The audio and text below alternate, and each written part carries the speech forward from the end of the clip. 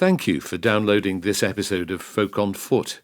Before we start, I just wanted to share a brief message.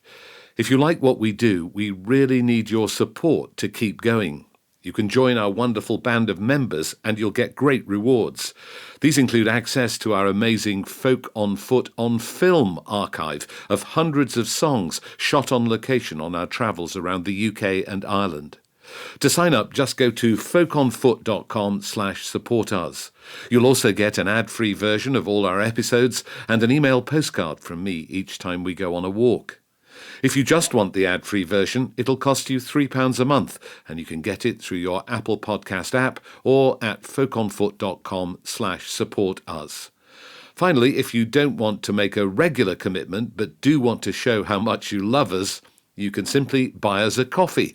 You can also do that at folkonfoot.com/supportus. Every penny we get goes back into making more episodes of Folk on Foot. So thank you and enjoy the walk.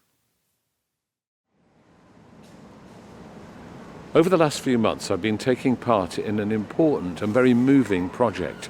It's called Stolen from God, and it's a song cycle about the history of the transatlantic slave trade, written by the West Country singer and songwriter Reg Meuross. And today we've come to Bristol to learn more about that disturbing time in our history with Reg and his fellow musicians, Cohen Braithwaite-Kilcoyne, the concertina player, and the kora player, Modou Ndaiye.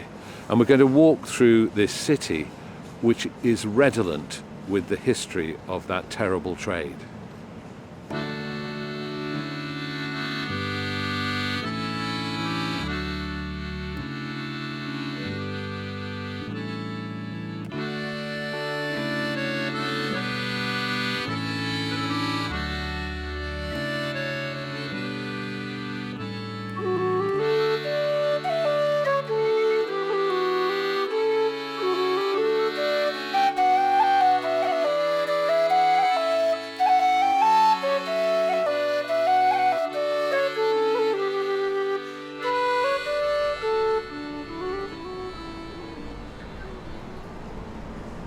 Good morning, Reg. Good morning, Cohen. Lovely to see you. Good morning, Matthew. In Bristol. Chilly Bristol. Yeah, it's a kind of autumnal feel, isn't it? The leaves It is. are on the ground and there's a bit of a breeze. But we're here for very serious purposes. And I wondered if you'd tell us a little bit about Stolen from God and how you came up with it. Okay, originally I was reading about the white slaves from Western Zoyland, which is down my way, the Battle of Sedgemoor, Duke of Monmouth uprising. I was reading about those, and I was actually chatting to Seth Lakeman about it. This was about 7 years ago, and this was kind of bubbling away in my mind. And as time went on, I kind of realised there were more and more connections with the West Country, Of the slave trade. With the slave trade, and I realised the first commercial slave ship commissioned by Queen Elizabeth I sailed from Plymouth in 1562, and then the first town to petition for abolition was Bridgewater in Somerset, which is where I live. So that kind of contained it, this massive story, this worldwide international story. And then it enabled me to start the project. And of course the town of Bristol are very significant. I've been aware of Colston Aware, which is a movement that's been going for years in Bristol. About Edward Colston. About Edward Colston, the great Bristol philanthropist. And there's been an organisation called Colston Aware, trying to make people aware of the fact that not only was he a philanthropist, which he was, he left a huge amount of money to Bristol, but he was also a slave trader. And his wealth came from the sugar industry. And he was an MP for Bristol, vehemently supporting the trade. And in spite of this, he was an extremely religious man, the most virtuous son of Bristol, as he's described on the thing. So Colston Aware have been trying to get people aware of this. And then, that eventually all came to a head in 2020. Just along the way from here. Exactly where we are now. They brought the statue, after having toppled Colston's statue, they then brought it to Pierrot's Bridge, which is where we're standing now, and threw it in the water. And why is this bridge called Pierrot's Bridge? Because Pierrot was a slave who belonged to John Pinney. John Pinney was an owner of a plantation in Nevis in the Caribbean. Exceedingly rich man. But I read recently that the architect who designed the bridge didn't name it Pierrot's Bridge. It was named Pierrot's Bridge by the council. And I believe, I may be wrong about this, but I believe the architect, he said, by naming it Pierrot's Bridge, you're politicising it. And this was in the 1990s. And it's symbolic, really, isn't it, of the fact that this city is having a debate. I mean, this city Yes. is in the middle of a big debate. I think we'll find out as we walk through it Yes. about how to memorialise the slave Yeah. trade and how to deal with the fact that much of its wealth was built on the slave trade. Yes. And that's a very live and controversial debate that's going on at the moment. Thanks. Well, I wondered if you might sing a song for us from the show here to get us underway. Yes. What are you going to sing? I'd like to sing The Way of Cain. The Way of Cain comes from the notion that in order to achieve what they wanted to achieve under God, they had to kill their brothers. Their Their fellow man. And so they had to know the way of Cain in order to do it. And I've got a little quote here from John Pinney, who we mentioned earlier. So this is Pinney when he arrives in Nevis, where his plantation was. Since my arrival, I've purchased 9 Negro slaves at St. Kitts, and can assure you I was shocked at the first appearance of human flesh exposed to sale. But surely God ordained them for use and benefit of us. Otherwise his divine will would have been made manifest by some particular sign or token. So they called on God to justify the slave trade. Absolutely. They were men of God. Colston was a man of God. He prayed 3 times a day. He insisted that anybody who came to visit him prayed before they crossed his threshold. They were devoutly religious men.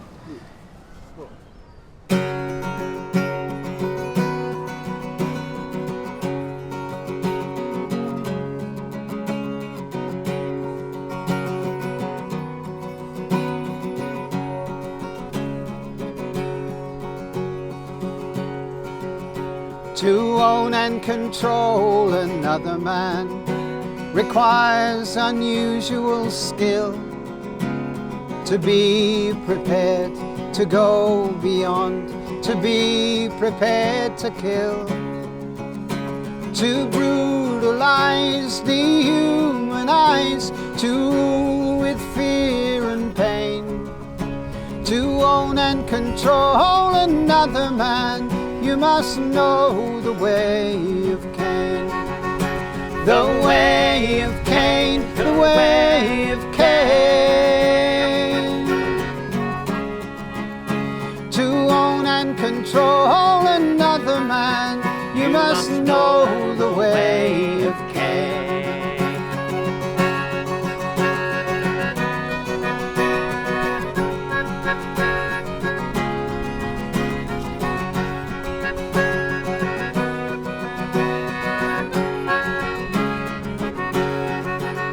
To rule a man like John Henry takes a heart as hard as steel, but with the fear of the rod and the fear of God, you must break that man on your wheel. No Christian man should own a man, but the laws of this country are plain. You can own them abroad by the gun and the sword if you know the way of Cain. The way of Cain, the way of Cain. You can own them abroad by the gun and the sword if you know the way of Cain.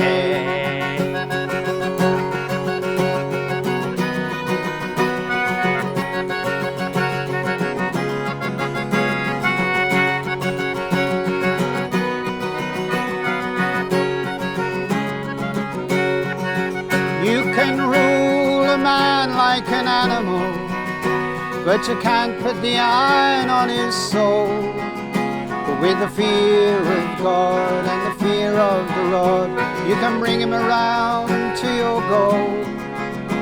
To the eyes of you good Christian women and men, such brutal extremes must seem strange. But with your fortunes at stake, for his spirit to break, you must know the way of Cain. The way of Cain, the way of Cain. But with your fortunes at stake, for his spirit to break, you must know the way of Cain.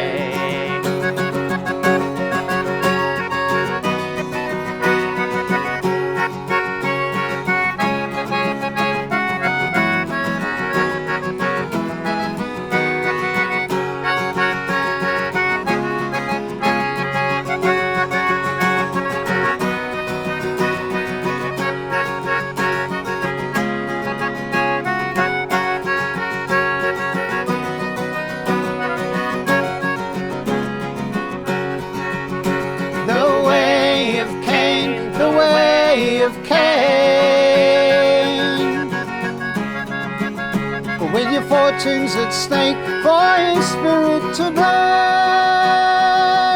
You must know the way of Cain.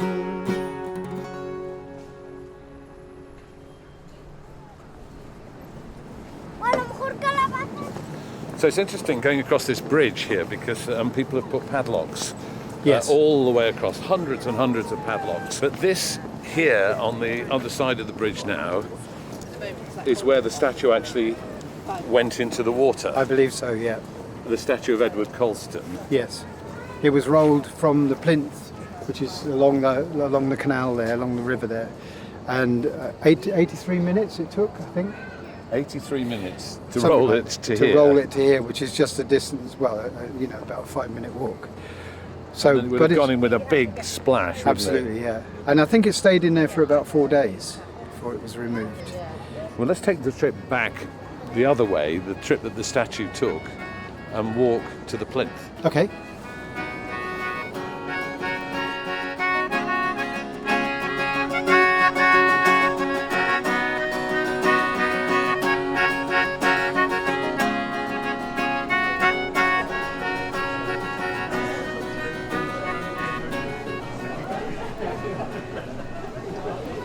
So as you can hear, it's a really busy part of town here, and we've been walking alongside the waterside. Just to my right, there's a tourist boat that's taking people out for a trip, and I'm trying to imagine the scene when that Black Lives Matter protest was taking place. It must have been an incredibly hectic feeling, and the bubbling up of the anger that people had felt, and people directing the anger towards that symbol of the statue. I think given the fact that it took over an hour and a half to actually move the statue along a very, very busy intersection here, to move it all the way to there, I'm surprised they weren't arrested before they got there. Yeah, let's keep going.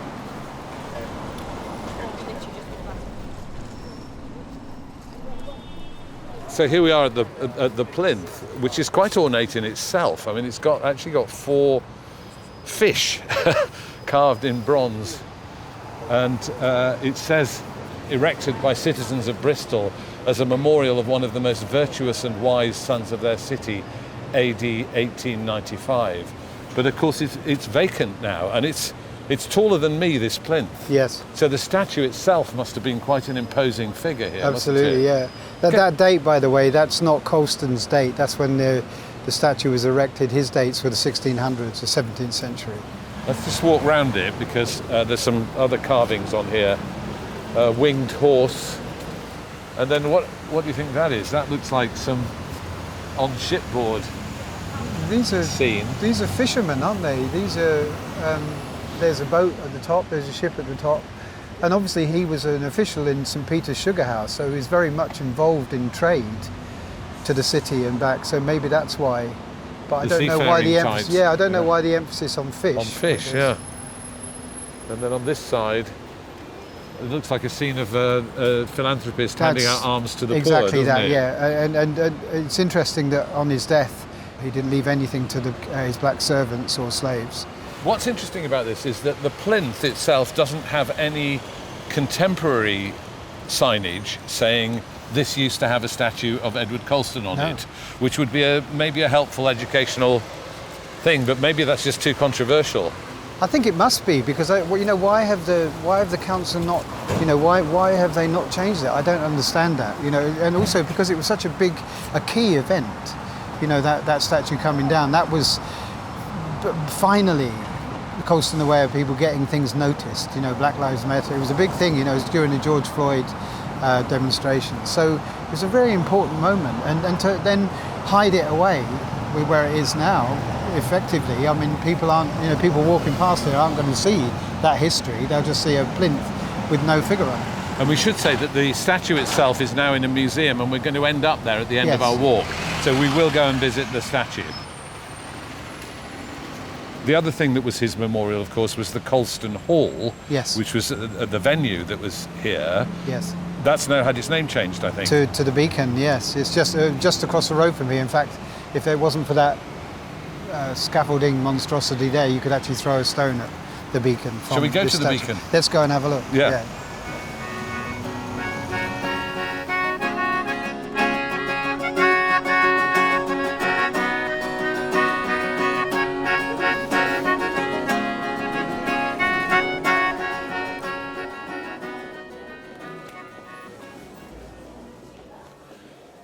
So inside the Bristol Beacon here, we are following in the footsteps of some illustrious people, Reg, and we know that because their names are on the stairs. Yes. And it starts with the Bristol Choral Society, And then it heads north. Louis Armstrong, Duke Ellington, Yehudi Menuhin, Paul Robeson, Shirley Bassey, Ray Charles, Cliff Richard, the Rolling Stones, the Supremes, Bob Dylan. Bob Dylan. And that is why we're here, isn't it? Yes. Because you're now doing a new project. Yes. Which involves Woody Guthrie and his relationship with Bob Dylan. Is that right? It's the story of Woody Guthrie basically from his birth to his death. And the project's called Fire and Dust. And we're starting to take off now, really. And the album is out in March. Right, and Dylan was obviously hugely influenced by Woody Guthrie. Dylan, for me, certainly, Dylan was a key character in Woody's, in people's awareness of Woody, because when he was alive, he wasn't massively well known. You know, he was very, very active in the political movement, the agitprop movements in America, but beyond that, he wasn't very well known. But when Dylan made his first album, he basically copied Woody, and he sang like Woody, he spoke like Woody.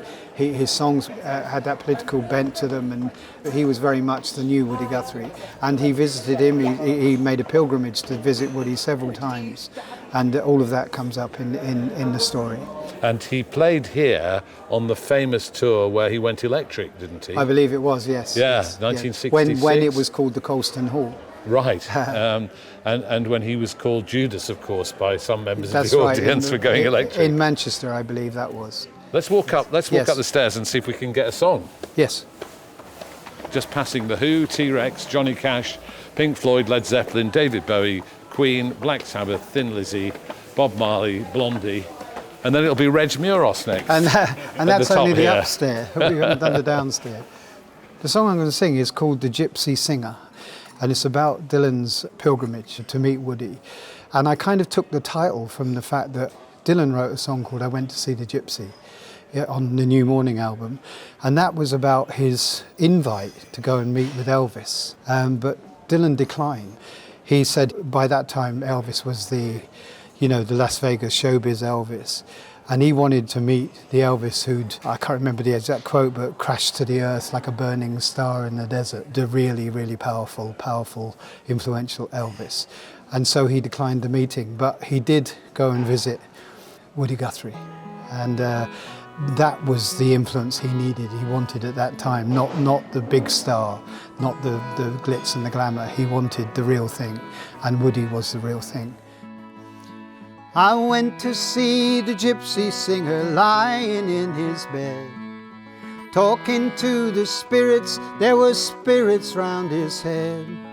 He broke the conversation so that he could talk to me. He said, sing your mighty song, boy, your song will make you free. Others came to hear his voice, what words he had to speak. His lungs could barely hold a breath, his body frail and weak. And every story he foretold, all things had come to pass. I went to see the gypsy singer, staring at the glass. Communist and anarchist, a life in the red on their unwanted list. These are your family and these are your friends, your power of attorney when your journey ends.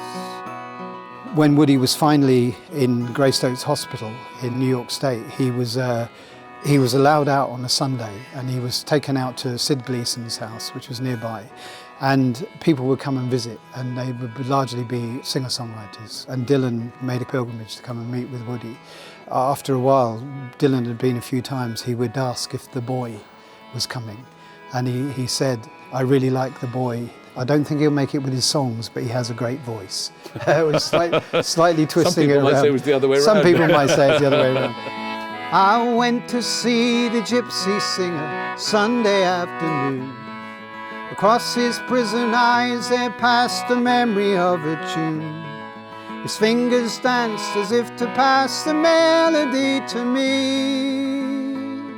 I went to see the gypsy singer, He whispered, I ain't free. He said, I hear birds singing like I've never heard before.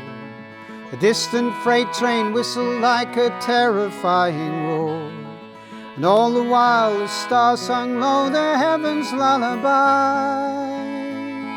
I went to see the gypsy singer, staring at the sky. Ramblin' Jack and Cisco too, all these coffee bar folk singers singing for you. These are your children and this is your wife. The power of the breath is the power of your life. I went to see the gypsy singer in his Sunday shoes. He said, you know, I ain't crazy, I just got these crazy blues. None of this is real, he said, they're just in it for the loot. Get yourself a guitar, sonny. Get yourself a suit. And so I wore the gypsy suit when my turn came around. And all that night the thunder rang, the flash of Flashnam sound. All the while the song of stars played gentle in my head. I went to see the gypsy singer. He whispered, I ain't dead. I went to see the gypsy singer. He whispered, I ain't dead.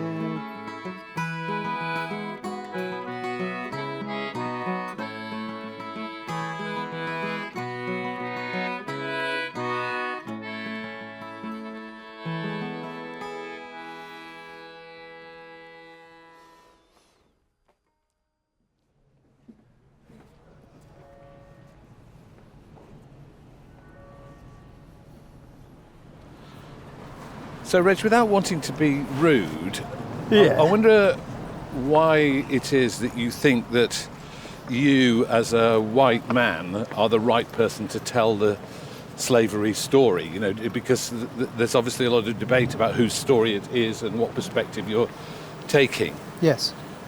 Well, that's an interesting question. And actually, the reviews we've had for the album have been unanimously good, except for one review which said more or less that, what right, you know, do you feel you have to tell this story?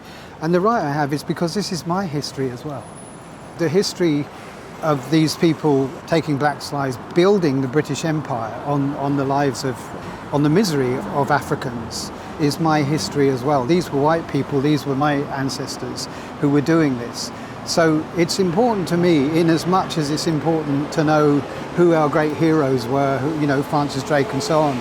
It's important to know their story as well, and to just to set the record straight, to create some balance, because a lot of this stuff was hidden from me when I was a child. I never had any education about the slave trade. I mean, I've spoken to people who have, but I didn't at school. All I knew was, you know, Francis Drake and the Spanish Armada. You know how great he was, what a great seaman he was. I didn't know that his money came from trading in Africans, and I believe that's a really important part of our history and something we should know. Mm-hmm. Was it important to you to have musicians from an African and a Caribbean background working with you on it? It was to me, personally. I just think it's, I think it adds something to the story, to the telling of the story. And also, they're just fabulous musicians, and I wanted that sound. The kora comes from West Africa, from Senegal. That is a sound of that area. If you go to a marketplace there or to a concert, you're likely to hear the kora. And of course, the concertina, played by Cohen, is the sound of the ships leaving. Because they would have played that instrument on board the ships? Yes, exactly. The concertina would have been the instrument of those ships, the shanties and so on.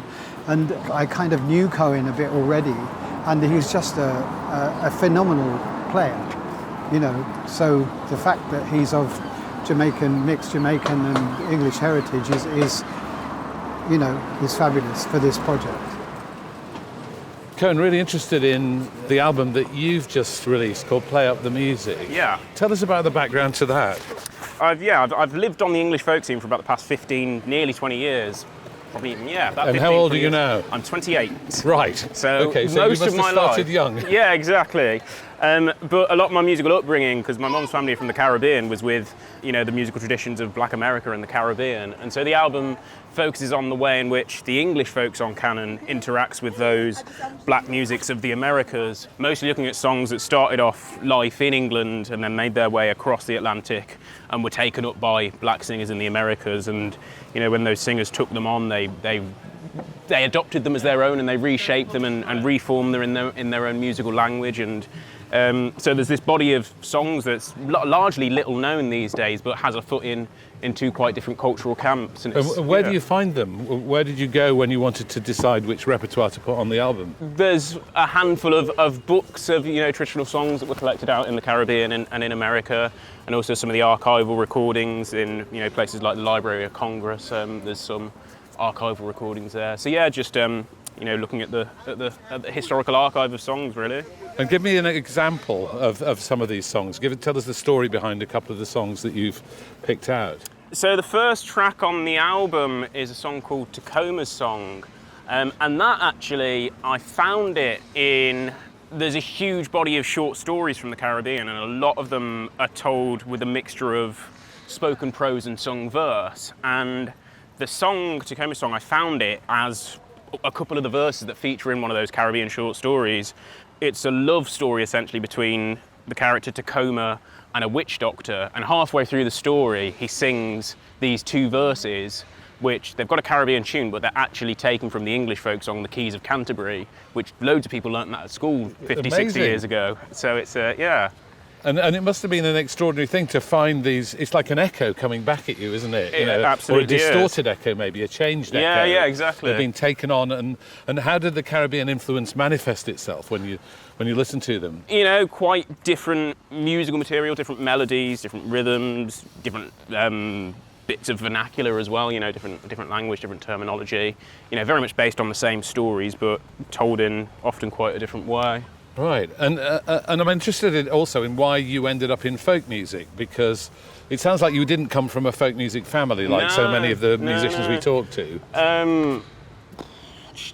I discovered it myself quite young. Yeah, like I say, I started getting interested in folk music when I was about 10 years old.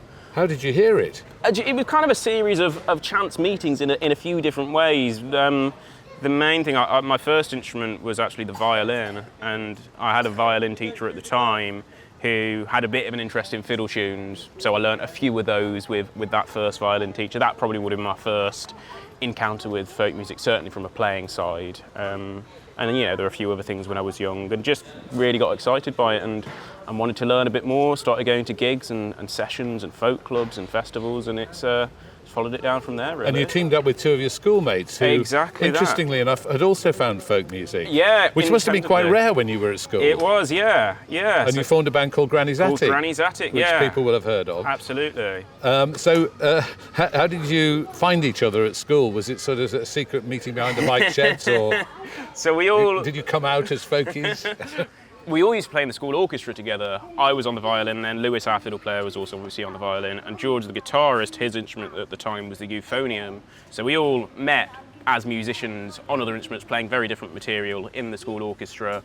And then, at the end of an orchestra rehearsal one day, we got chatting and we realised we were all independently just starting to get interested in folk music, and it was the natural thing to do, was to form a band, and 15 years later, we're still going strong. That's brilliant. Well, let's go in. We're at the Cathedral now, so let's go inside the Cathedral, because I think we're going to meet another musician in here.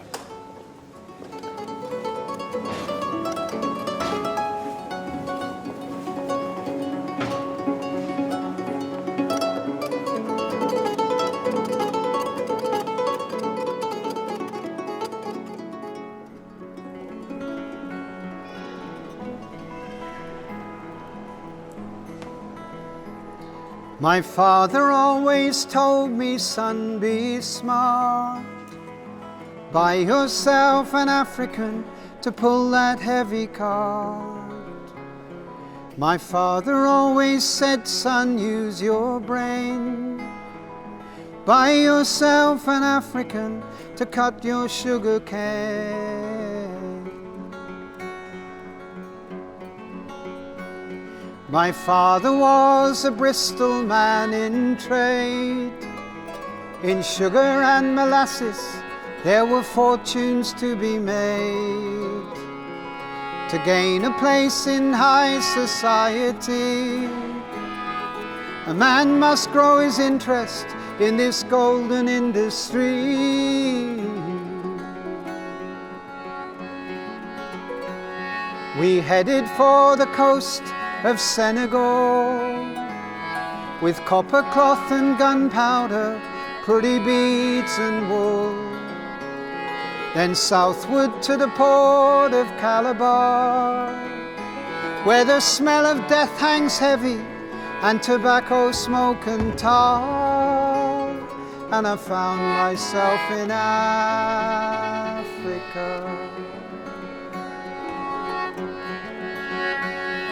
We bartered with the Barbary corsair, his dagger on his waist and on his face the blackest hair.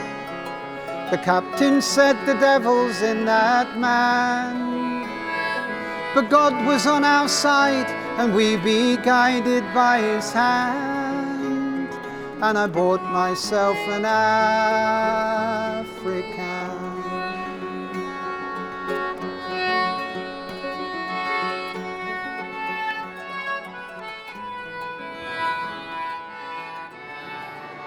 I'm the Reverend Dr. Mandy Ford, and I'm the Dean of Bristol. Mandy, you've brought us to a plaque here which says in memory of John Isaac. Who was John Isaac? John Isaac was an enslaved African who worked on plantations owned by the Daniel family. And if you look above us, you can see an enormous window which was put in the Victorian period by the Daniel descendants to honour their parents. Now, the problem with that is that this was a family that made enormous amounts of money, both out of the labour of enslaved Africans and then, after the Abolition Bill, payment for the British government for the loss of their enslaved labour. And a wonderful woman called Gloria Daniel, the clues in the surname, traced her own ancestry back to John Isaac and came and talked to us about having a memorial in the cathedral which would flip the story and would honour those who were enslaved.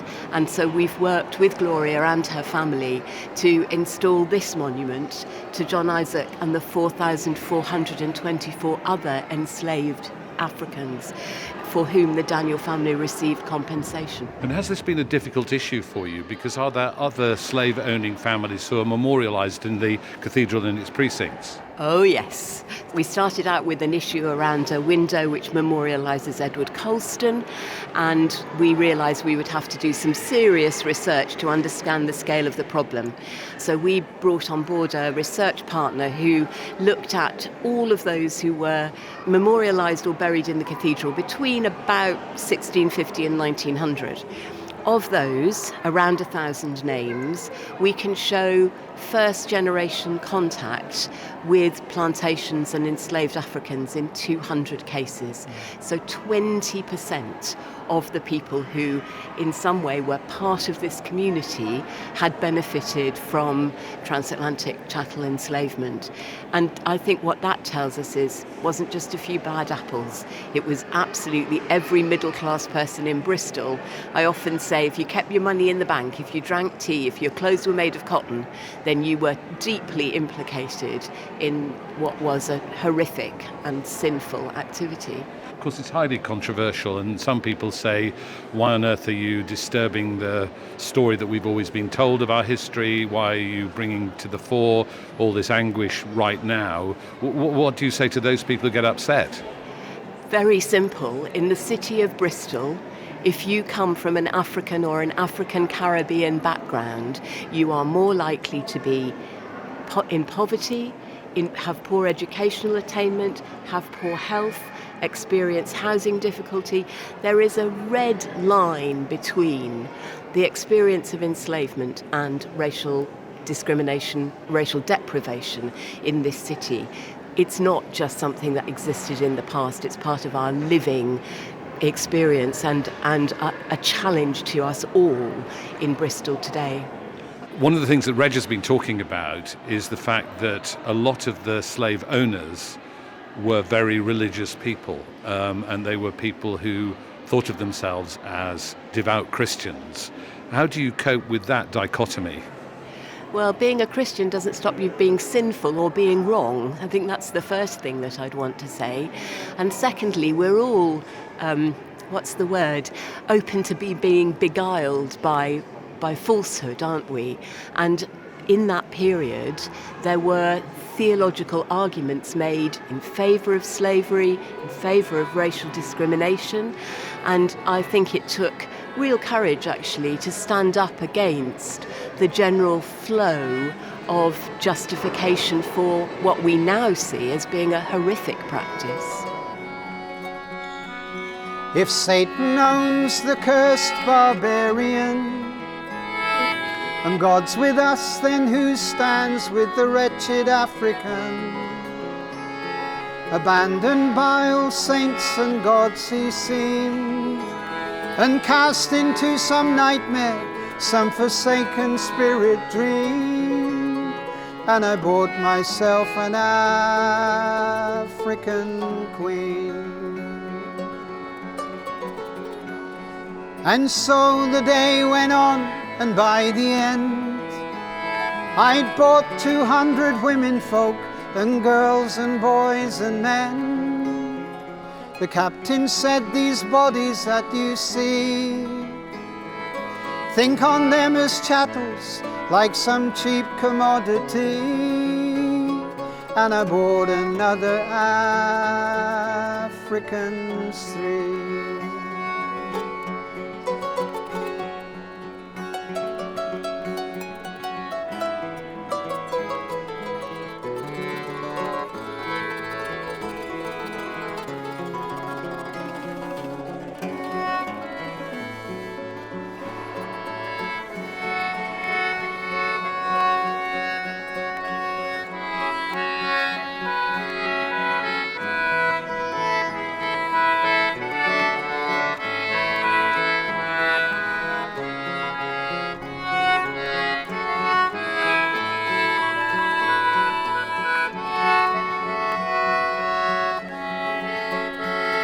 And so the day went on, and by the end I'd bought 200 women folk, and girls and boys and men. The captain said, these bodies that you see, think on them as chattels, like some cheap commodity. And I bought another African 3. I bought another African 3.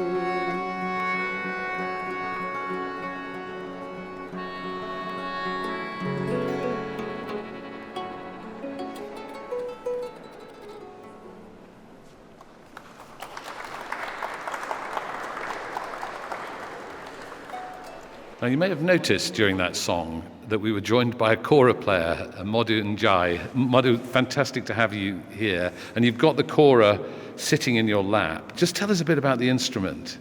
Kora is a West African harp made of calabash. Some people call it pumpkin. At the front of the kora also is a cow skin. The strings are simply a fishing nylon strings. We hold the kora with 3 fingers, and then to play the kora, you just use your 2 thumbs, and then just 2 fingers. Just give us an example. Yeah.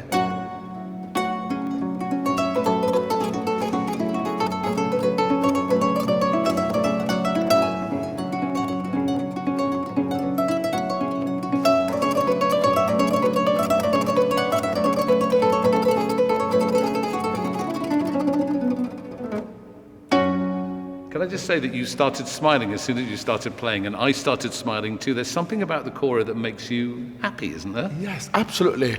This instrument is, some people call it, it's connected with the spirit. So when you play, it makes you happy. And the people who play it, we call them griot. And a griot in West Africa, they're a storyteller, historian, entertainer, and at the same time they bring peace between a people, between a village, between neighbors. So that's why this instrument is very peaceful. When you play this, it give you the joy.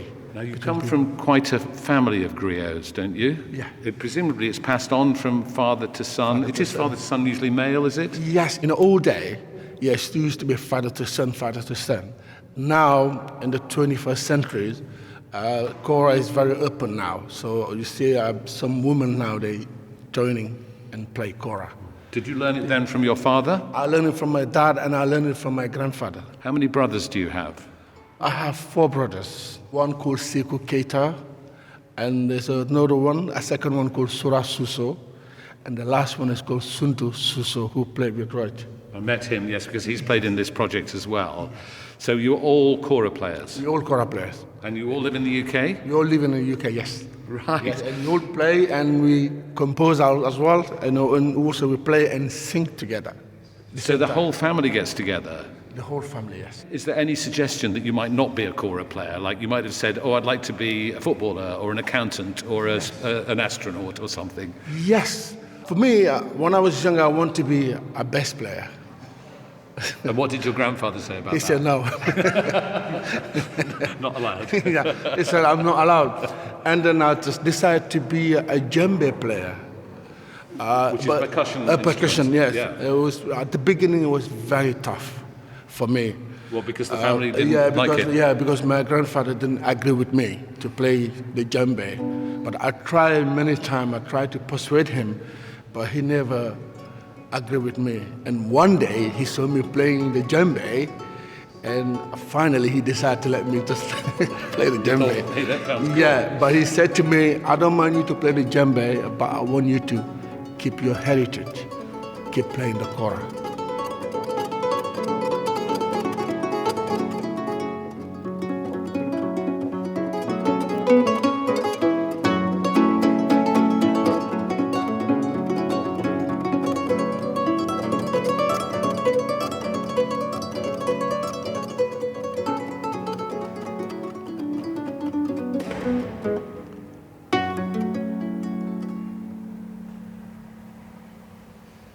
Beautiful, thank you.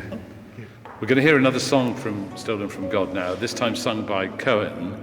And Cohen, I wonder if you'd just tell us about this song and what the story is behind it. Well, in the previous song, we met the Barbary Corsairs, the Barbary pirates, and this song really focuses in on them and their history, kidnapping English people across the south coast of England and trading in English people in their forced labour as well.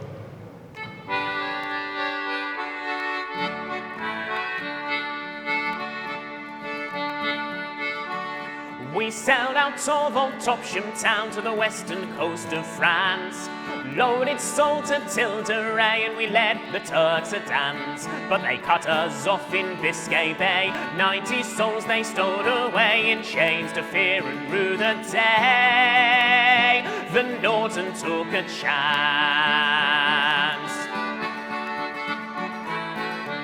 Saw Devon men from Barnstaple and men from Bristol town. Saw Dartmouth men and Taunton men sailed up the Plymouth Sound. Saw farming men from Hatherley forsake the land and go to sea, enslaved by chains and poverty. In Sallyport they're bound. 300 years they took a men away to Barbary shore, to see England no more.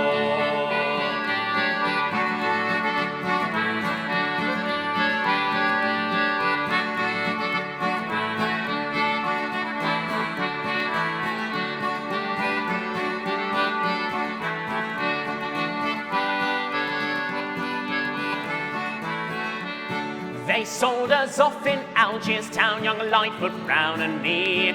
For the hardest labour we were bound, and bread would be our fee.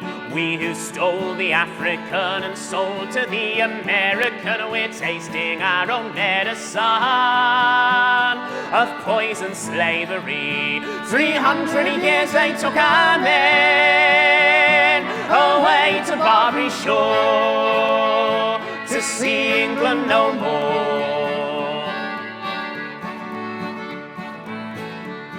Back home among the fishing boys, there's those who sell no more, for fear the Barbary corsair would pluck them from the shore. From Somerset the farming man, from his boat the Cornishman, and Devon babies from the Strand, to even up the score.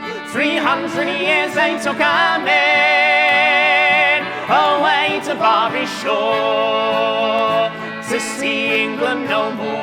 300 years they took 'em in, away to Barbary shore, to see England no more.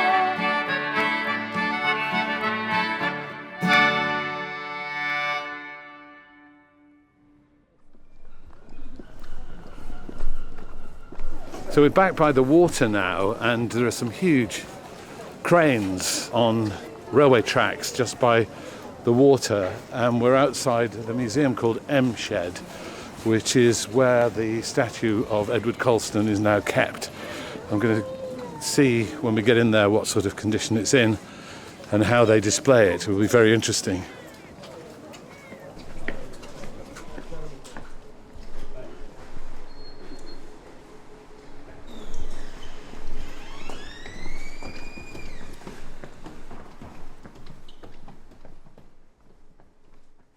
So here we are inside the museum, and we're with Helen McConnell-Simpson, who is the curator. And we've brought us, Helen, to a display here about the protests against the Colston statue. Why did you decide you wanted to put this in the museum? So we did a consultation, a really big public consultation when the statue was toppled, and we had about 14,000 respondents, about half of whom were from Bristol, and there was an overwhelming majority who said that they wanted the statue to be displayed in a museum in Bristol.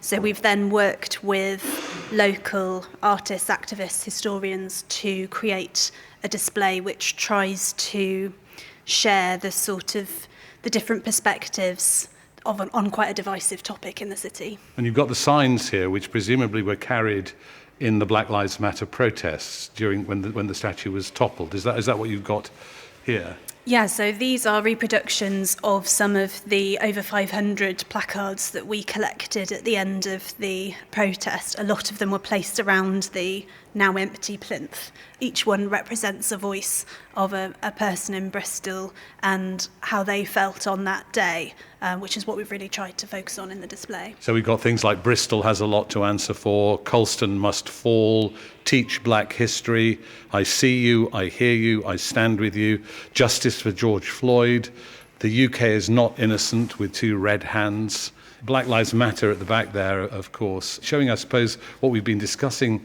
already in this podcast, the passion that was felt by the people who took that action. It was an extraordinarily heightened day, and there had been a history of protest around the statue and around the wider recognition or lack of recognition from Bristol City Council in relation to the transatlantic traffic of enslaved Africans, but particularly focusing on the statue. And there'd been a lot of pressure from people within the black community here for the statue to be removed, Colston Hall to be renamed, the concert venue, streets to be renamed, and nothing had been done, essentially. And so a few people, took direct action against the statue, and there was a lot of very heightened feeling in the city. This was at the height of the pandemic. People were in their homes, people were getting a lot of information via social media and the internet. If you remember, it was a really, a lot of emotion in that time, and I think the strength of feeling can really be felt in these placards and in some of the images that we've got around the display of the day. Let's walk round and see the statue itself.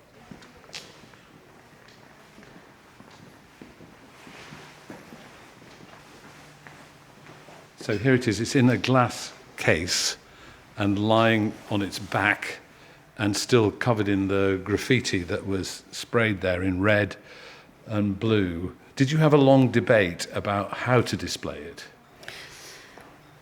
The parameters were set by the We Are Bristol History Commission, which was a group of experts, academics, historians who were brought together by the then Mayor, Marvin Rees, to respond in the immediate aftermath of the protest and the toppling. So things like the statue being displayed lying down, the graffiti being retained, were decisions that were made by that group of experts. From our perspective, the position of the statue and the graffiti means that it now tells its whole story. There are kind of other layers of history that have been added onto the statue. So, this is essentially a social history museum. In our eyes, it's important that the whole story is told. And that, in a way, obviously, having a statue on a plinth in the public street is a sign of approval of society, isn't it? Yeah. Having a statue lying on its back, defaced and having been torn down, is more ambiguous, shall we say? Absolutely, and one of the pieces of feedback that we had very strongly from a lot of Bristolians, but particularly those in the black community, was that the display in the museum couldn't be another way of just venerating the statue. It couldn't be putting it on a different plinth. The focus is on the protesters and the events of the protest and the voices of the protesters, rather than on Edward Colston as an individual. And can I just read the plaque on the wall here? It says Edward Colston, 1636 to 1721, MP for Bristol, was one of the city's greatest benefactors. He supported and endowed schools, almshouses, hospitals and churches in Bristol, London and elsewhere. Many of his charitable foundations continue. This statue was erected in 1895 to commemorate his philanthropy. A significant proportion of Colston's wealth came from investments in slave trading, sugar and other slave-produced goods. As an official of the Royal African Company from 1680 to 1692, he was also involved in the transportation of approximately 84,000 enslaved African men, women and young children, of whom 19,000 died on voyages from West Africa to the Caribbean and the Americas. And that is dated 2019. And what is the story behind that? So this is a plaque which was produced in order to be added to the plinth to provide more context for who Colston was. But when Marvin Rees became mayor, he decided not to put this plaque up because he felt that the wording was insufficiently strong, that it didn't share enough of the horror of the transatlantic traffic in enslaved Africans. We've also got another plaque here, which is a kind of guerrilla plaque, which was put up on the railings where the statue was pushed into the water, that essentially commemorates the toppling. It says June the 7th, 2020, at this spot during worldwide anti-racism protests, a statue celebrating the 17th century slave trader, Edward Colston, was thrown into the harbour by the people of Bristol. Various campaigns to have the statue removed through official channels had been frustrated. And then there's a quote, "You came down easy in the end. As you landed, a piece of you fell off, broke away, and inside nothing but air. This whole time you were hollow." And that's a statement from Vanessa Kisule, a Bristol City poet, in 2020. I kind of echo what that poet said, that it feels kind of empty, and yet, the image itself with the graffiti on the outside is incredibly powerful. It's kind of a real contradiction. I felt walking up here, I felt really emotional. I felt very sad about it, about that it had to come to this. But now standing here with it, it's kind of, just a bloke. It's just kind of strange. You've written a song about him. Would you play it here? Yes, absolutely.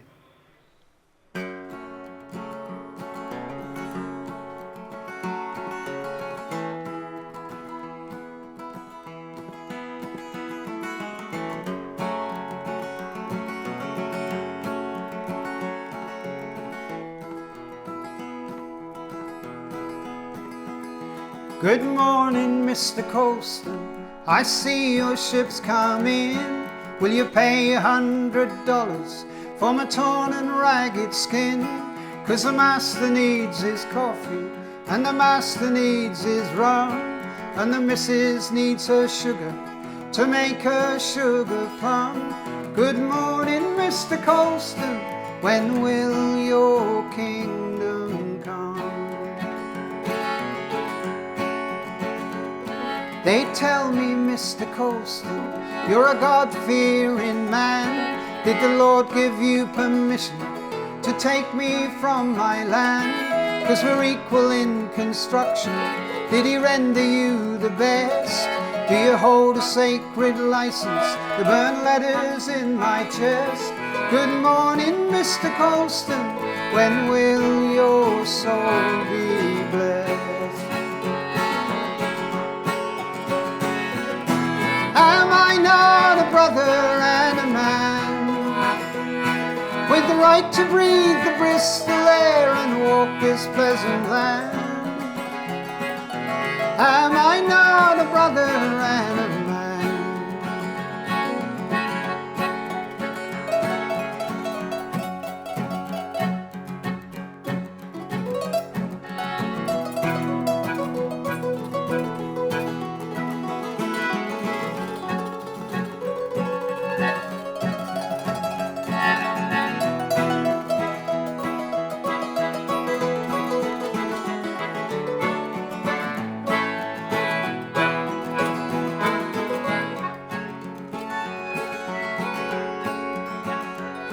Good morning, Mr. Colston, bless your generosity. It's thanks to you there's hospitals and poor folk property.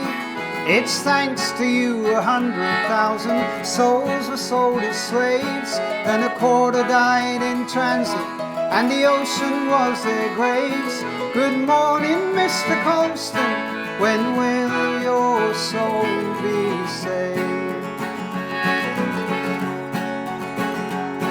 Good morning, Mr. Colston, I see you on the strand.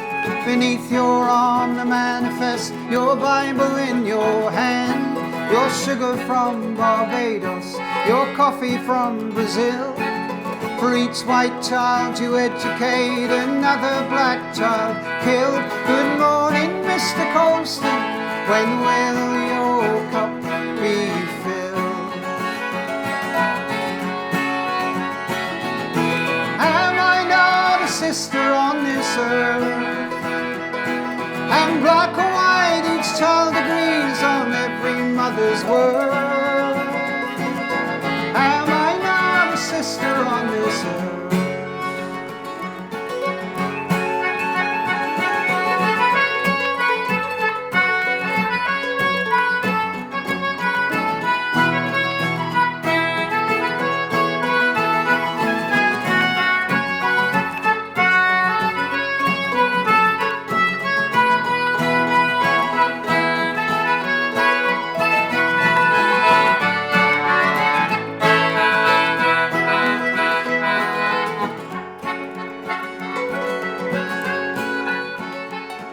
Good morning, Mr. Colston, your philanthropy is plain.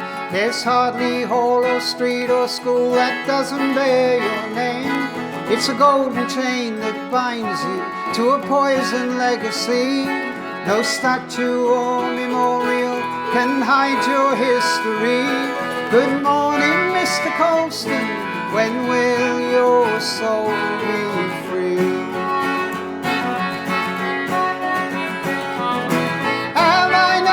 Brother and a man, with the right to breathe the Bristol air and walk this pleasant land. Am I not a brother and a man? Good morning, Mr. Colston, I see your ship's coming.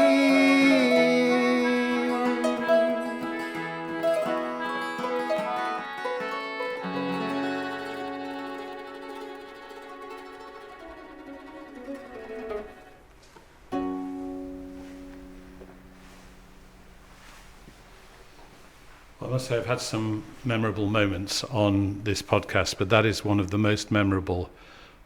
Absolutely spine-tingling to hear that song sung in front of the reclining statue, graffiti-strewn statue of Edward Colston.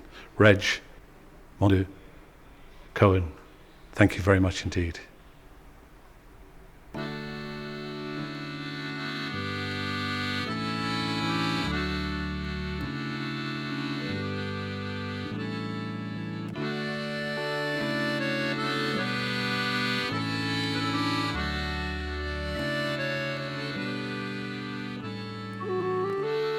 We really hope you enjoyed this episode of Folk on Foot as much as we enjoyed making it. There are over 60 episodes of Folk on Foot for you to explore, featuring amazing artists like Eliza Carthy, Johnny Flynn, The Unthanks, Corrine Polwood, Chris Drever, Sandra Kerr, Catherine Tickell, and many, many more. So please do explore our back catalogue. And if you like what we do, we really need your support to keep going. You can become a member and get great rewards, or you can simply buy us a coffee. To do either, and to sign up for our ad-free version, just go to folkonfoot.com/support us. Every penny we get goes back into making more episodes, so please do support us if you can.